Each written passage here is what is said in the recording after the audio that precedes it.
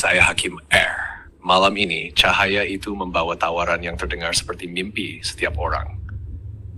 Hakim R ke negeri di mana tidak ada kata tidak bisa.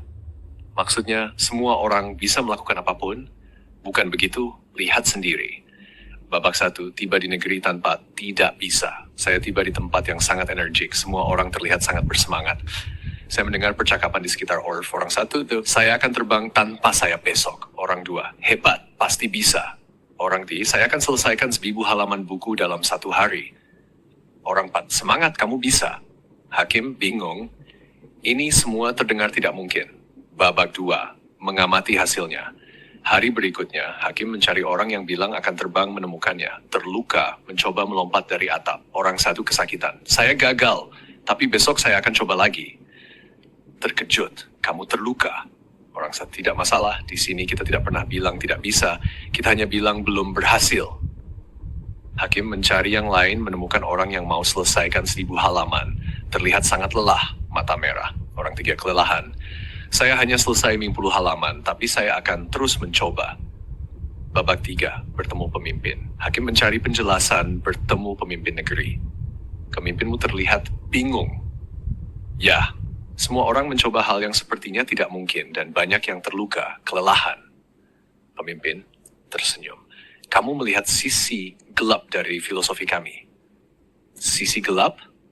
Ya, kami sangat bangga dengan tidak ada yang tidak bisa, tapi kami lupa mengajarkan satu hal penting. Apa itu?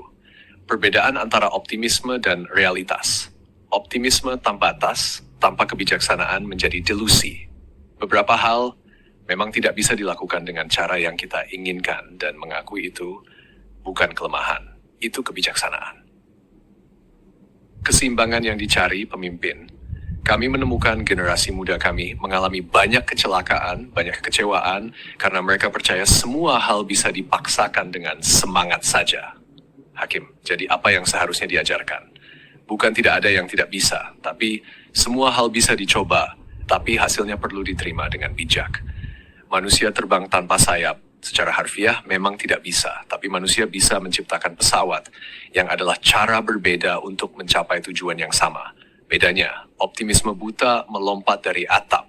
Optimisme bijak belajar aerodinamika lalu membuat alat yang memungkinkan. Babak 5, pelajaran yang seimbang. Hakim di dunia saya, saat orang bilang kamu tidak bisa, bagaimana saya tahu?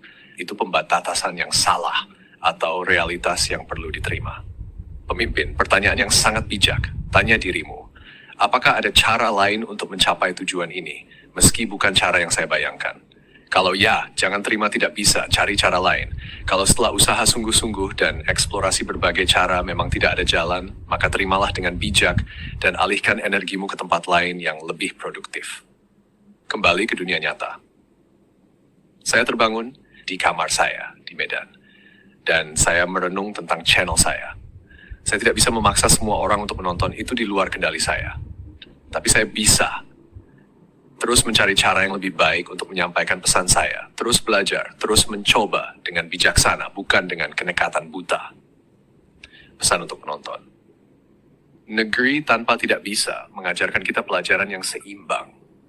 Jangan terima tidak bisa terlalu cepat sebelum mencoba semua cara, tapi juga jangan abaikan realitas sampai menyakiti dirimu sendiri. Kebijaksanaan ada di tengah antara optimisme dan realisme. Satu pertanyaan sebelum selesai, satu hal yang kamu pikir tidak bisa, tapi sebenarnya mungkin ada cara lain yang belum kamu coba. Tulis di komentar dan share ke orang yang sedang berjuang antara menyerah atau terus mencoba. Jangan lupa like dan subscribe. This is Hakim R. Dari negeri tanpa tidak bisa. Bukan sekadar hidup, tapi hidup dengan makna.